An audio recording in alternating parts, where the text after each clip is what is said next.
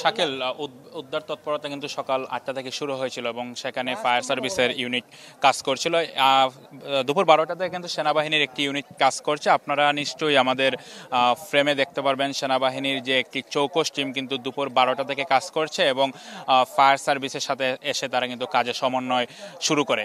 এবং ইতিমধ্যে কিন্তু আমরা নিশ্চয়ই দেখতে পাচ্ছেন যে সেনাবাহিনীর কর্মীরা কিন্তু একটি স্ট্রেচে করে এখানকার দাঁড়িয়ে আছেন। তারা হয়তো কিছুক্ষণ পরেই এখানকার যারা নিখোঁজ হয়েছিলেন তাদেরকে উদ্ধার করবেন। তবে আসলে এখনও বোঝা যাচ্ছে না যারা মাটি চাপা পড়েছেন তারা জীবিত না মৃত আছেন, এটা এখনও বোঝা যাচ্ছে না। তারা উদ্ধার করলেই কিন্তু আসলে বোঝা যাবে।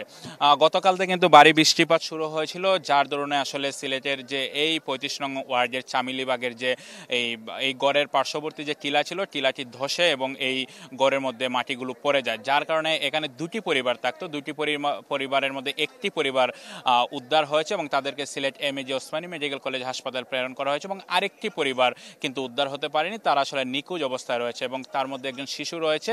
শিশুটির বয়স হচ্ছে 2 বছর মাত্র।